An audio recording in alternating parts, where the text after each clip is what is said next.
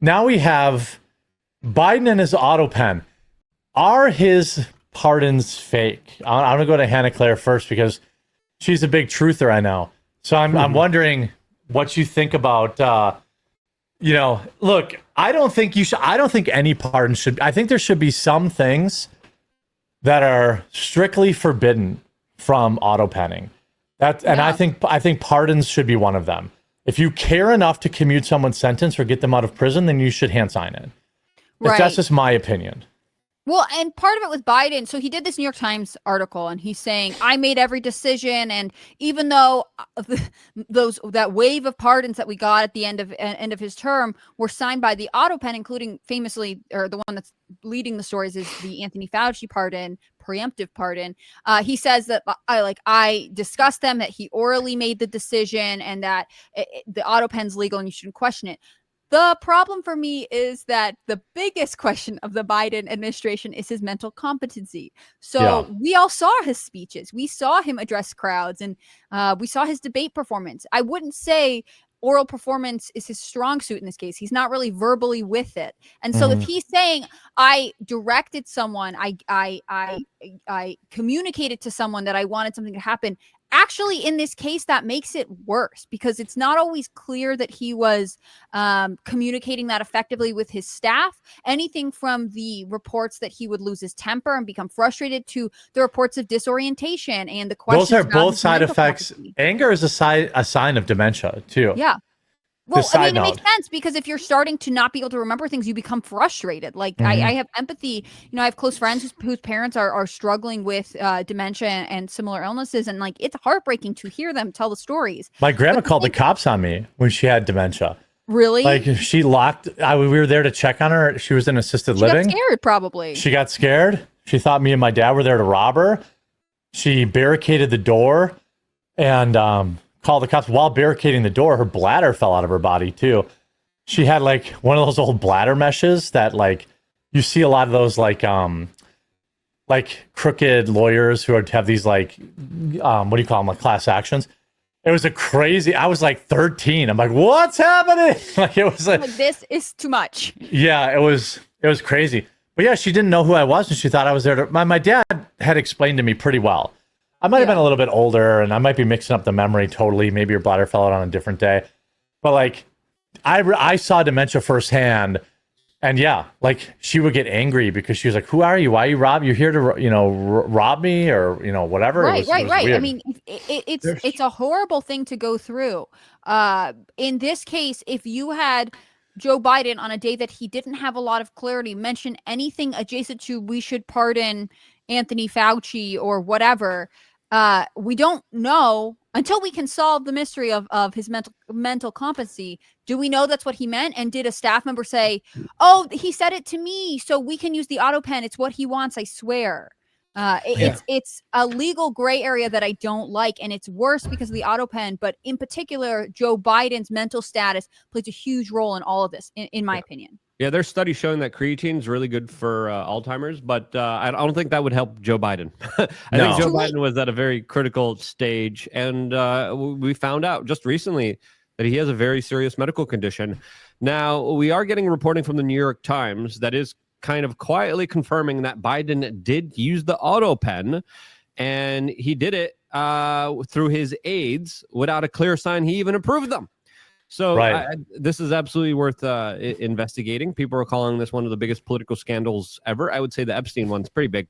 But the fact that, he specifically pardoned, Fauci for 14 years is something that I think is absolutely insane. Trump was just talking about the autopen in the Oval Office here. I could send you the clip now in the private chat if you want to play it. Yeah. And this is what he had to say about it, saying the pardons are null and void as there are rumors that there might be some serious hearings happening with Dr. Anthony Fauci. And if those hearings do go through, he still has to, tell the truth here. And if he doesn't tell the truth, you can get him for perjury. Will he admit where the bodies are buried and how the CIA and him made COVID? That's going to be an interesting kind of endeavor because he's going to be forced to testify. And this really puts him in a very interesting position. Here's the clip. Look, the autopen, I think, is maybe one of the biggest scandals that we've had in 50 to 100 years. This is a tremendous scandal. And I know It's definitely not the biggest scandal in 50 or 100 years. It's not even the biggest scandal in 4 years. He's trying to redirect away from any scandals that are going on with. Yeah. He wants to make sure there's not a lot of talk about scandals. Yeah. the people on the other side of the, see that desk, that Resolute desk? Unfortunately, he used it before me. But, you know, we have our choice of 7 desks. They're all beautiful, but I chose the Resolute, and so did he, unfortunately. But the people on the other side of the Resolute desk, I know them. Lisa, the whole group, and they're no good. They're sick people. And I guarantee you he knew nothing about what he was signing. Yeah, I mean, to me, there's no doubt in my mind that he doesn't know about at least some of them. Right. I mean, if he the pardoned his standard is family. he just had to sort of mention something, and anyone could take it as like this is an order from the president. That's not good if your president is not mentally competent. Well, what's the rub here? Like, that's a pretty crazy precedent if we start undoing pardons. True. I don't think you can, because there is no, like, you can set a law or a standard that you can't autopen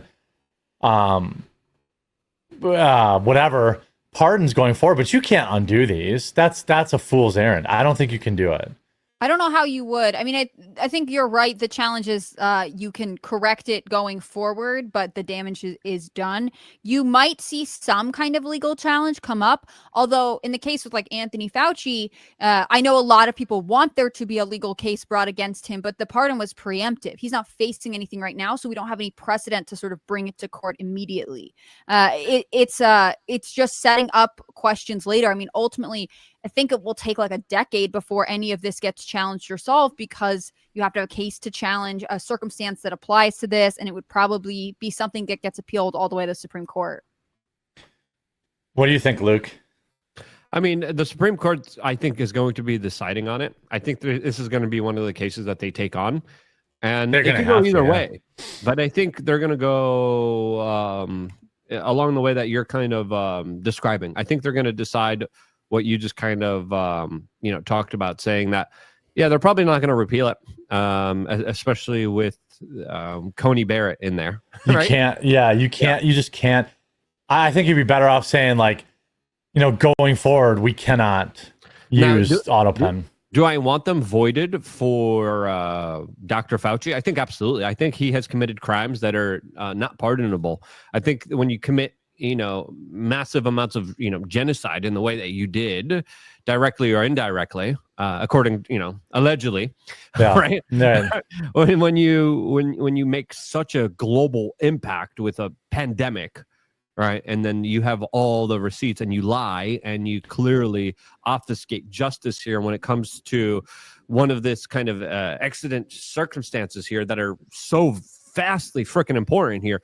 I think we need to hold them accountable, because if we don't, they're just going to run it back again during Trump's administration. They're going to release another bioweapon that they developed, that they worked on. So I think we need to get these receipts. We need to hold Fauci accountable. I know he was pardoned all the way back till 2014. That's when all the biolab weapons facilities were opened up in Ukraine. I think we need to find out exactly what a coincidence what a coincidence, huh? Yeah, after the Maidan Revolution, after the U.S. government was able to do whatever they wanted to in Ukraine, after their sphere of influence moved away from Russia towards the West. So I really want there to be justice. Do we upend the entire system to get justice for the pandemic? That's a tough discussion, but listen, I don't want another pandemic, and the only way to prevent another pandemic is to hold the people accountable who started the first one. Right. I mean, the pandemic was crazy because it was just a blatant power grab, I think, from the federal government. And I think that is worth putting serious pressure on stopping.